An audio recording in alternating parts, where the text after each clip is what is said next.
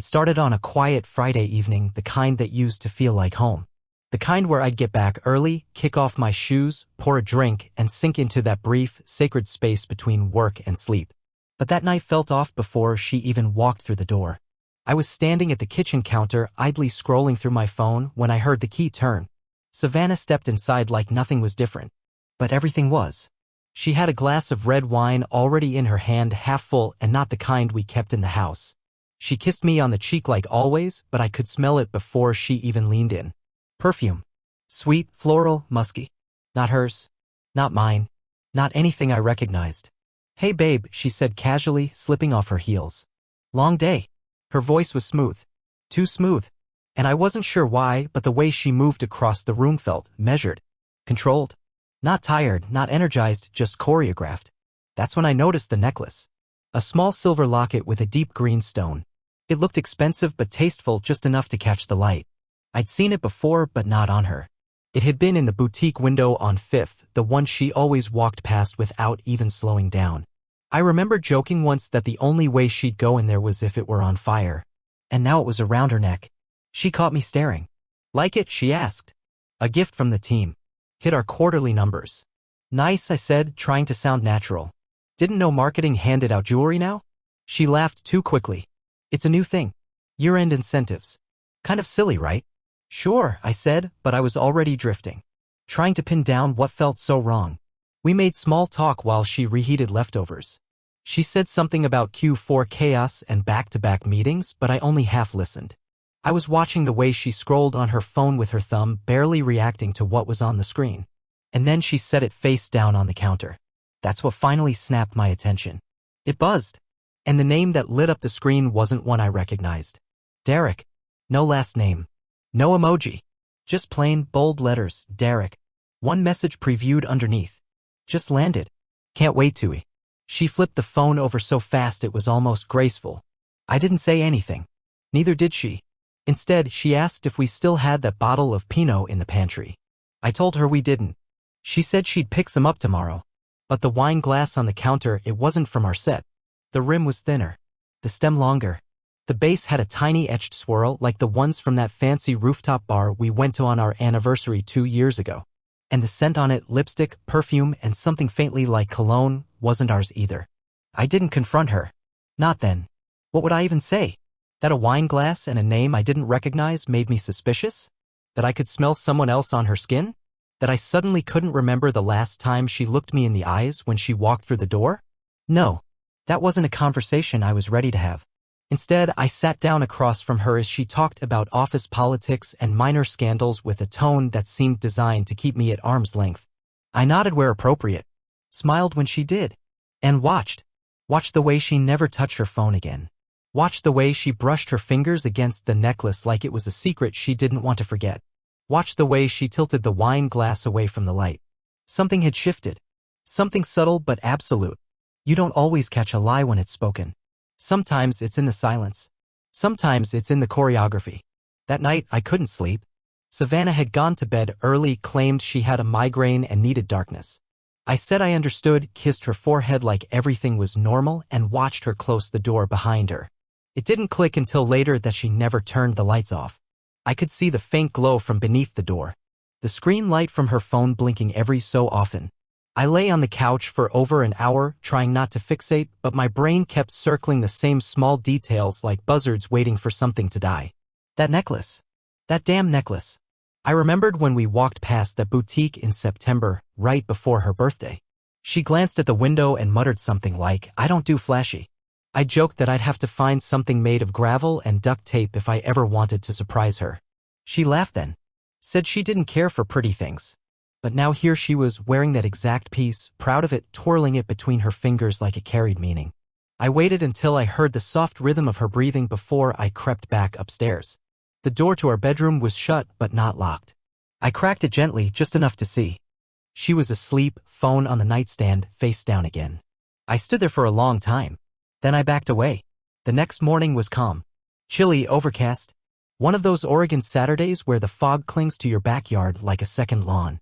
Savannah was already dressed when I came downstairs. Black leggings, a zip-up hoodie, the one she usually saved for her so-called retreats. Her hair was done. Not gym done. Picture done. Going to the retreat center, she said, tying her shoelaces without looking up. Didn't know there was one scheduled today, I said, sipping coffee. It's a pop-up thing. Guest speaker flew in last minute. Derek arranged it, actually. He knows the guy. There it was again. That name. Just slipped in like it belonged. I nodded. Derek from marketing? Yeah. He's great. Super driven. She smiled, but it didn't touch her eyes. I didn't ask why she'd never mentioned Derek before 2 days ago. I didn't ask why her phone had been glued to her hand for the last 6 weeks or why her location services had quietly been turned off last month. I just nodded, pretending not to notice how the details kept rearranging themselves like stage props in a play. After she left, I sat in the silence for a long time. Eventually, I got up and checked the dishwasher. The strange wine glass was still in there. Rinsed, not washed. Not ours. I checked the trash. Buried under coffee grounds and a discarded protein bar wrapper was a wine cork, embossed with the name of a Napa Valley vineyard we'd never visited. And it was then standing barefoot in my own kitchen with a cork in one hand and disbelief in the other that I realized I didn't know who I was living with anymore. That afternoon I went looking. Not for confrontation. Just confirmation. Her laptop was closed on the desk. I didn't touch it. Her work stuff was always locked behind too many passwords anyway.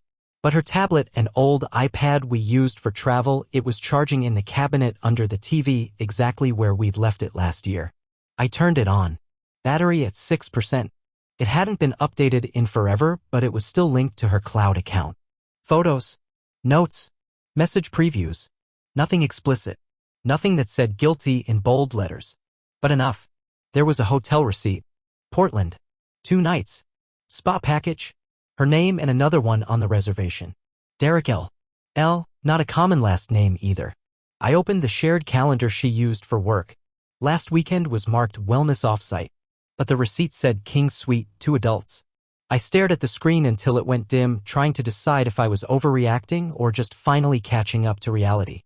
That night, she came home flushed. Claimed the retreat ran long. Lots of energy work, she said, rubbing her shoulders like she'd been lifting boulders all day. I asked how Derek was. Her hand paused. He didn't come. Got pulled into a client dinner. That was the moment. The slip. Because earlier she told me he arranged the retreat personally. I didn't press her. Just smiled. Let her carry the lie. What was I going to say? That I knew? That I had proof? No. Not yet. Instead, I started watching more carefully. And what I saw only made things worse. She started locking the bathroom when she showered. She put a fingerprint lock on her phone. She stopped leaving her purse in the open, started carrying it from room to room like it was wired to something sacred. There were moments, small ones, where I thought maybe I was just being paranoid. That maybe the routine strain of 2 people who've lived together too long was making me see ghosts. But then I'd hear her laugh on the phone, low, flirty, not meant for me, and that illusion would vanish. I knew what was happening. I just didn't know how far it went. Not yet. Looking back, I think I always knew. That night with the wine glass, the perfume that wasn't hers, the name that didn't belong, it was just the match. But the gasoline had been leaking for months. Maybe longer. And once the suspicion was lit, there was no putting it out. I became someone I didn't recognize. Not paranoid. Not yet. Just vigilant. A quiet observer in my own life, taking notes in the margins of our routine. Her gym bag started coming home heavier. She said it was from yoga mats and resistance bands. I checked. Nothing but rolled-up leggings and a travel-sized bottle of mouthwash. That one detail stuck with me. Mouthwash? After yoga? She started bringing home green juices and almond protein bars, the kind she used to scoff at. When I asked where she got them, she waved it off. Oh, they just give these out at the retreat. Every week? Then there were the clothes. Tags in the laundry I didn't recognize. New sports bras, unfamiliar brands. Lululemon bags stuffed in the recycling bin, folded, hidden like evidence. Not that I had a problem with her upgrading her wardrobe. What got me was how little she mentioned it. Savannah used to narrate her shopping like a performance. Should I get the slate or the charcoal? I know they're the same but not really the same. That was the Savannah I knew. This new version? She just appeared in new things like a different character had stepped into her skin. And then there was her energy. It changed. Not gone. Just redirected. Before, when she was stressed, she'd come home drained. She'd flop on the couch, complain about Michelle from accounting, ask me to rub her feet. Now she came home glowing. Light on her feet. A little too cheerful, like someone trying to sell you on a version of themselves that didn't quite fit. I tested her. Asked innocent questions. Sprinkled in casual names. How's that new intern? What's her name, Kim? She'd pause, correct me. Kira. Same with Derek. I asked if he was new, if he worked under her. She laughed like I'd misunderstood something obvious. He doesn't work under me, babe. He's lateral. Same level. But he's ambitious. Wants to move up. Ambitious. It was the first time I noticed the admiration in her voice when she said his name. Not flirtatious yet. Just warm. Like she respected him in a way that felt personal. The following weekend I pretended to sleep in. She kissed my forehead at 6:30 a.m., said she was heading to the fitness retreat early because they were doing cold plunges before sunrise. I muttered love you and waited. 2 minutes after the garage door closed, I was up. Watched her back out of the driveway from our bedroom window. She didn't take the highway, the route to the wellness center was north. She went west. I followed her. Not closely. I wasn't stupid. 2 cars behind, taking turns slowly, giving space at every red light. She drove to a coffee shop on the edge of town, parked, and stayed in her car for a bit. I was about to turn around and head back, thinking maybe she just needed a break until a second car pulled in. A dark blue sedan. He stepped out tall, athletic. Couldn't see much else. Savannah got out of her car with a smile I hadn't seen in weeks. Bright. Effortless. She hugged him. Not one of those awkward side hugs people give when they're trying to be polite. This was full-bodied. Familiar. They stood there talking for a while. Then they got into her car. She drove. He stayed in the passenger seat. And I sat there in mine, knuckles white against the steering wheel, trying to breathe through the part of my chest that suddenly felt like it had caved in. I didn't follow them. I couldn't. Instead, I drove back home in silence. No music. No podcasts. Just the low hum of betrayal building in my ears. That hum stayed with me through the day, buzzing in the background, turning every sound in the house into something sharper than it should have been. The fridge motor sounded accusatory.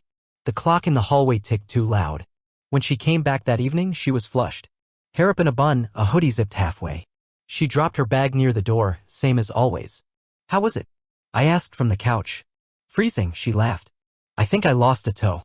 I smiled. Worth it. She shrugged. Maybe. I feel reset though. Like, calm. Glad to hear it. She didn't notice my voice was flat. Or maybe she did and she was just better at pretending. That night I barely slept. I opened her laptop while she was in the shower, not something I'm proud of.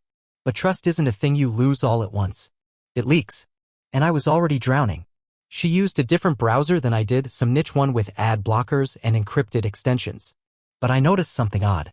A cached autofill suggestion, hide my number app. I clicked. Redirected to a site offering burner phone lines and encrypted texts. Supposedly for privacy during business deals. Except Savannah didn't do business deals. She was in corporate branding. I didn't say anything.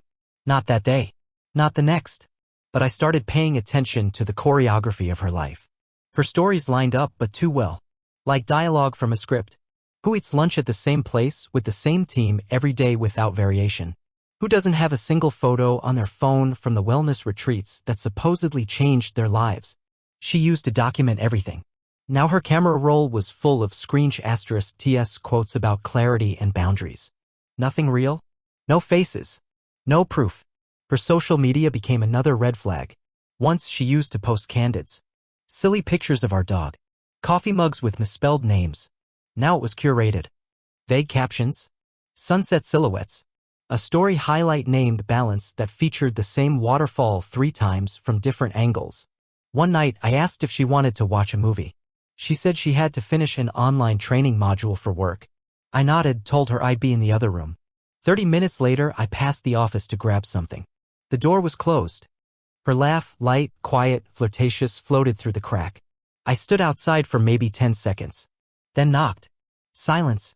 The door opened a beat later. She blinked at me. Hey, everything okay? Yeah. Just work stuff. Didn't sound like work. She laughed, brushing past me. You scared me. Thought you were asleep. I didn't push it. But that was the night I stopped wondering. It was no longer a question of if. It was about how much. How long. And how badly it was going to break me when the final answer came. The pieces weren't falling apart. They were being replaced. And the version of her I had loved for years? She was slipping further out of reach with every step. The truth didn't crash down on me like some dramatic climax. It came in fragments. Quiet. Systematic. Like it wanted me to suffer piece by piece. And maybe I deserved that, if not for what I'd done, then for how long I ignored the signs. There's a kind of self-betrayal in knowing something isn't right and still letting it unfold. Like watching a fire start and waiting to smell the smoke before calling it real. The final proof didn't come from a confrontation. It came from a sink. I was looking for a charger, believe it or not. That's how it started. Our family tablet, a clunky old iPad we hadn't touched since our last trip to Sun River, was dead in the back of the TV cabinet. I plugged it in so I could use the charger, planning to swap it back later. When it powered on, I saw her name flash in the top corner. Still logged in. And the thing about cloud accounts? They sync everything if you don't tell them not to. Messages, images, calendars, apps. The device hadn't been connected to Wi-Fi in months, so it did what all old tech does: it played catch-up. Notifications started flooding the screen. Most were harmless. Some were not. There was a pop-up from an app one didn't recognize, VellumChat. The icon was subtle. No labels, no logos. Just a pale green dot. I tapped it. The app asked for a passcode, but under it, a tiny line read, "Last synced from web device, view backup?" I hit yes. And there it was. A full thread of messages between Savannah and Derek. It was like walking into a room I wasn't meant to see. An asterisk mate, but clinical. Not just romantic. Coordinated. Hotels confirmed. Spa is at 3. I'll tell him it's a team-building seminar. He still thinks I'm at the retreat. You were right, he doesn't question the itinerary if I bring up yoga. Remember to charge everything to your card this time. I'll reimburse through the bonus pool. He's getting suspicious. Might need to pivot the story soon. I read them in silence. No rage. No shouting at the screen. Just the kind of stillness that comes when your body forgets what emotion it's supposed to have. One message from Savannah stuck out more than the rest. A video clip. I tapped it. She was sitting in a hotel room wrapped in a robe. Hair damp. Wine glass in hand. Laughing. "You know what the wildest part is?" she said to the camera. "He still makes my coffee every morning like nothing's wrong. Like I'm not 5 steps ahead." She winked. The clip ended. I didn't move for a long time. Just sat there on the floor, the screen casting a pale light across my lap like a flashlight into a tomb. This wasn't just an affair. It was strategy.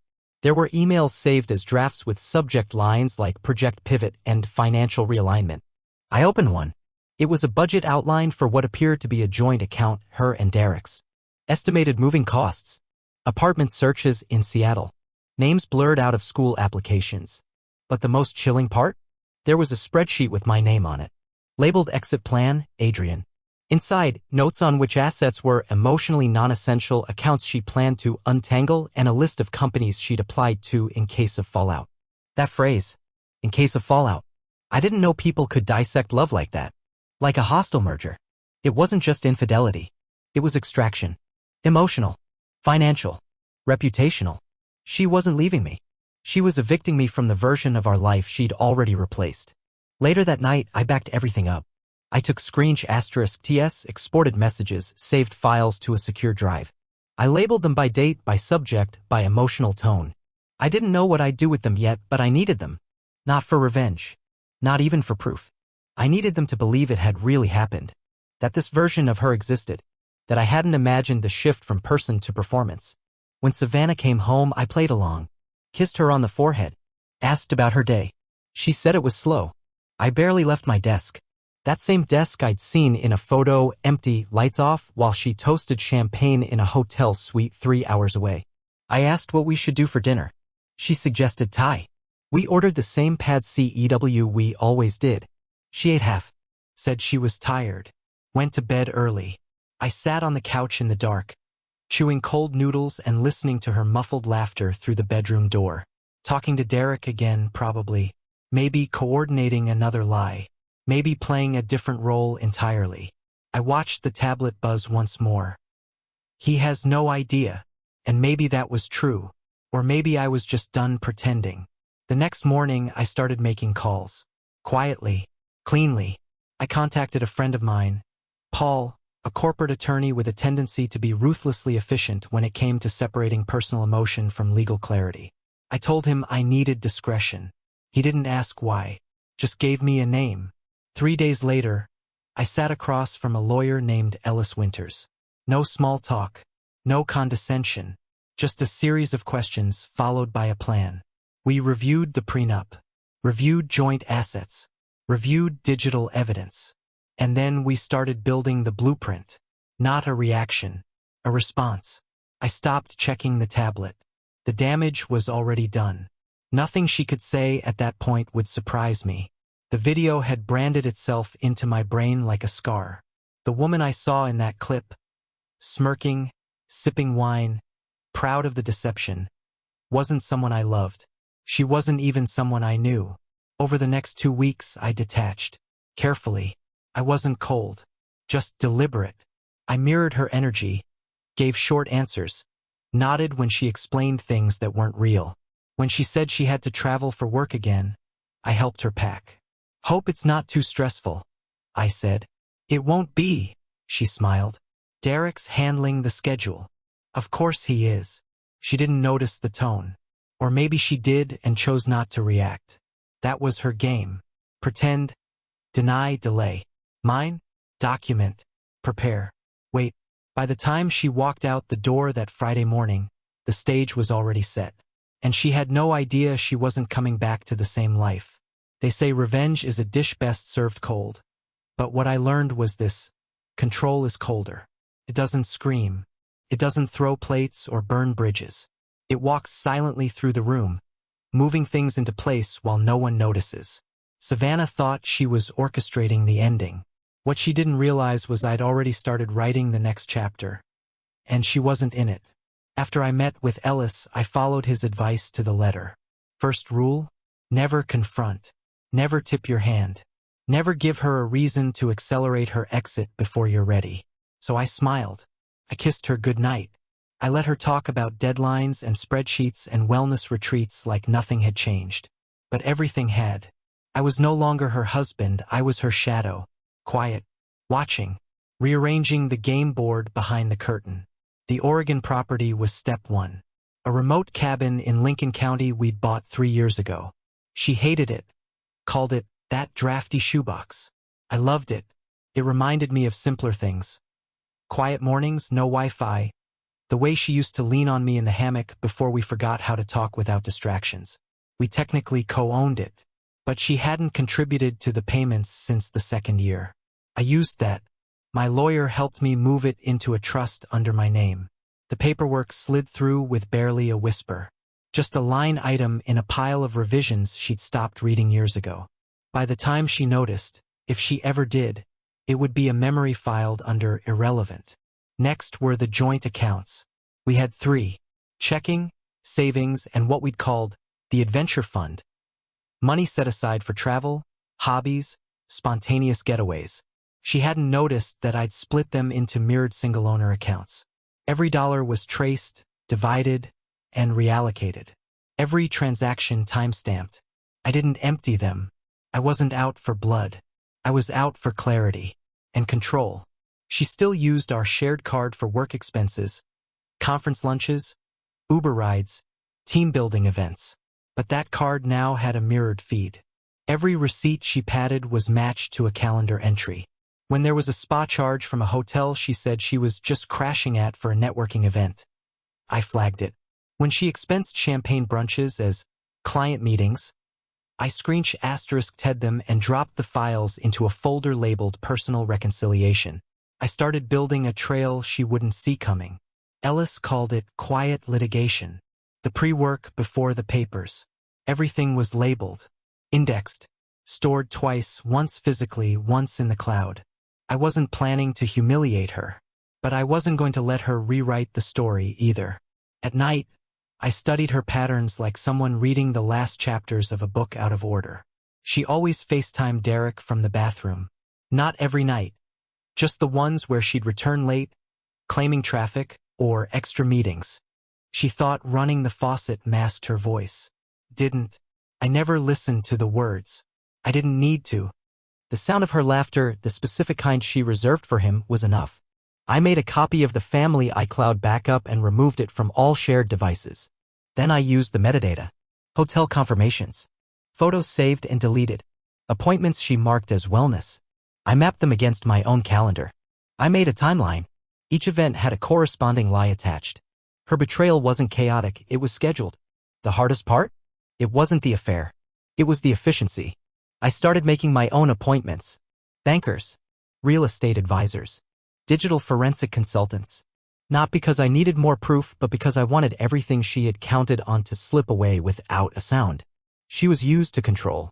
Used to scripting the narrative. I would take that away first. Then I started the internal audit. Savannah worked for a mid-size agency. She'd been padding her expense reports for months. Small things. Lunches that didn't happen. Ride shares billed twice. Spa visits as team wellness. Normally, I wouldn't care, but I knew where that extra income was going. And so did the anonymous email I sent to her department's finance team. I made sure to send it from a public library. Masked IP. Clean language. Just enough detail to raise a flag. I didn't want her fired. I just wanted the stability she leaned on to feel unstable. The insurance came next. We had policies through my employer, joint life, dental, auto. I changed the beneficiary on mine. I updated the login credentials.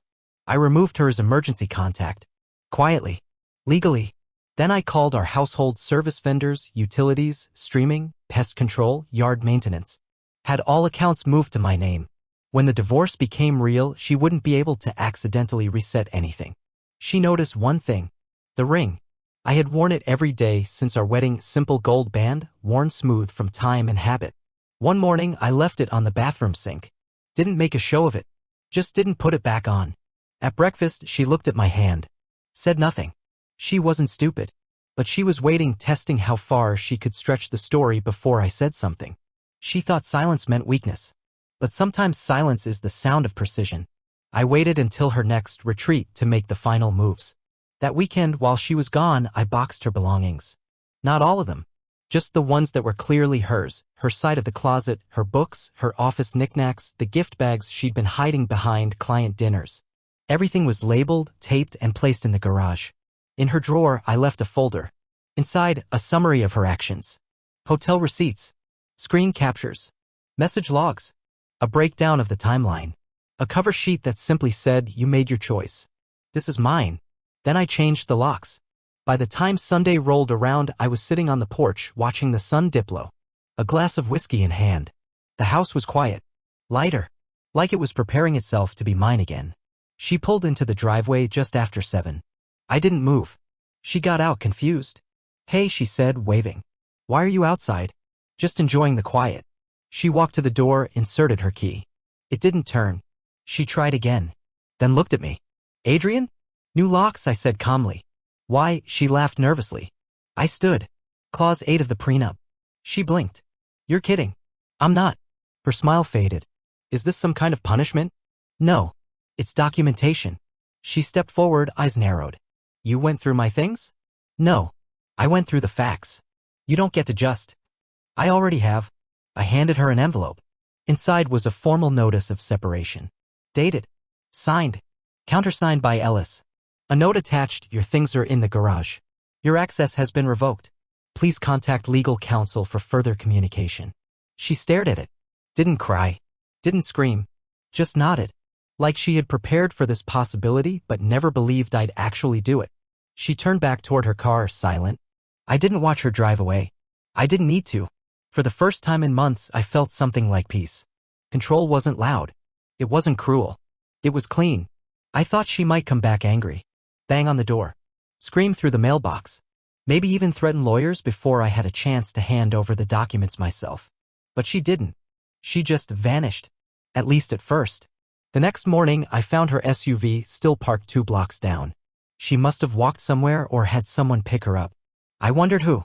Didn't have to wonder long. Derek's name popped up on our old joint Lyft account later that day. I had forgotten it was still linked to my email. Pick up, Alder Street. Drop off, Sterling Lofts. His building. Of course. By noon, I had a message from her sister. "Madison." A 1-line text. "Is this true?" I didn't respond. I didn't have to. The evidence I left in that folder wasn't for Savannah to argue with, it was designed to speak for itself. But apparently it had started circulating. 2 hours later, I got another message. This one from her niece, Ava, the one who used to call me uncle even though we weren't technically related. She didn't ask questions.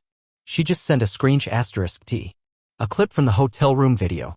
Frozen at the frame where Savannah laughs, wine glass in hand, saying, "He still makes my coffee every morning like nothing's wrong." The caption read, "Yikes. Cold." It had been posted on a private story. Not private enough, apparently. Word spread fast. Faster than she expected. Her sister called again. Left a voicemail this time. I didn't listen to the whole thing, just caught a few phrases before deleting it. "I don't even know who you are anymore. This isn't about Adrian. This is about you. I can't defend this." It wasn't until her mother called that I realized just how far the damage had gone. Savannah hadn't spoken to her mom regularly for years, too much baggage, too much history, but she still sent her updates. Polished photos. Promotions. Filtered proof that her life was sharp and curated and successful. But now? That image had shattered. I answered the call out of curiosity. The voice on the other end was sharp. "Cold." "Adrian," she said. "Yes. I just wanted to say. I saw the video. I didn't speak. I don't know what to say," she continued. "She's my daughter, but I don't recognize the person in that recording. I'm sorry. I wasn't expecting an apology. Not from her. But I appreciated it. She's staying with him now," she added. I figured. I tried calling. She won't answer. She's probably busy spinning a new story. Maybe, her mother said. But some things don't spin. We hung up without ceremony.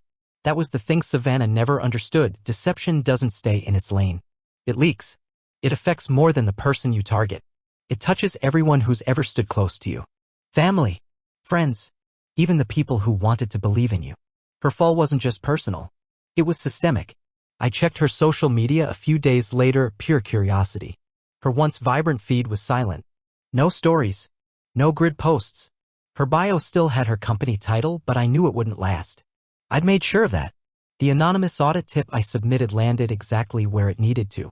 Savannah had been using company cards for client travel that didn't exist. Booking rooms at boutique hotels and writing them off as work expenses. I'd attached copies of the receipts matched to internal company events she claimed to attend. Ellis had advised me not to get involved with her job directly. Too much risk. But this wasn't revenge. It was exposure. I didn't tell them who I was. I didn't need to. She did the rest. The following week, a mutual acquaintance, someone from her department I barely knew, sent me a DM. I think she just got suspended. There was a meeting. Her boss looked like he'd been hit by a bus. I didn't reply. But I felt something strange. Not satisfaction. Not even closure. Just confirmation. The version of Savannah I had once loved, the one who used to read books in the bath and snort when she laughed too hard, that version was gone. Replaced by a stranger with curated lies and backup plans. And now even the mask was slipping. I got one more message that week. From someone unexpected. Her friend Bree. Bree had been part of our lives since the early days, always on Savannah's side, always loud and loyal. I thought she'd be the last to turn. But she sent a message that was just 5 words long. "She's not who I thought." That one stuck with me. Because it wasn't angry. It wasn't vindictive. It was disappointed. The collapse wasn't dramatic. It didn't explode. It crumbled. Like a statue that had been hollow all along, finally giving way under the weight of its own illusion. And still, Savannah hadn't reached out. No text. No email. No call. Not a single attempt to explain herself. That, more than anything, was telling. Maybe she was ashamed. Maybe she was still playing it cool for Derek. Or maybe she genuinely believed she'd bounce back, reinvent herself, move on without consequence. But the thing about reinvention is you can't start it from the middle of a lie. People talk. Screensh * TS circulate. Family steps back. And when the dust settles, all that's left is the echo of the person you used to be and the silence of those who no longer believe in you. By the end of the month, her mother stopped asking about her. Madison posted a photo of a family dinner. Savannah wasn't in it. Bree unfollowed her completely. I didn't celebrate any of that. But I did take note. Because some betrayals don't just break relationships. They burn bridges from every direction. Savannah thought she was managing the narrative. What she didn't understand was that the audience had left the theater. And all she had left was the spotlight. Savannah invited me to her company's winter gala, smiling like the past month hadn't happened. "Let's show them we're still a team," she said. I knew it was her last move, damage control through optics. I said yes. She introduced me at the door like a stranger, her voice polished, her tone detached. I waited until the speeches began, then raised my hand casually to fix my cuff, revealing the wedding ring she hadn't worn in weeks. Right then, the screen behind the podium flickered to life. Anonymous files played in sequence, expense reports, calendar fraud, the hotel footage. Her laughter echoing in that silent room. The audience froze. Her boss's expression went pale. The screen went dark. And just like that, Savannah's career ended mid-toast, her illusion shattered under the weight of her own performance. She came home in silence, heels clicking like punctuation on her downfall. Her key jammed, locks changed. On the porch, a sealed envelope, a revocation notice. Inside it, a folder detailing her deceit, no note, no insult, just the facts. Her belongings were boxed. Her place in this life? Deleted. She sat on the step, the same red dress from the gala clinging to her like a memory. No tears. Just the hollow look of someone who finally understood that love isn't a leash and betrayal always comes home to roost. She didn't knock. And I didn't open the door.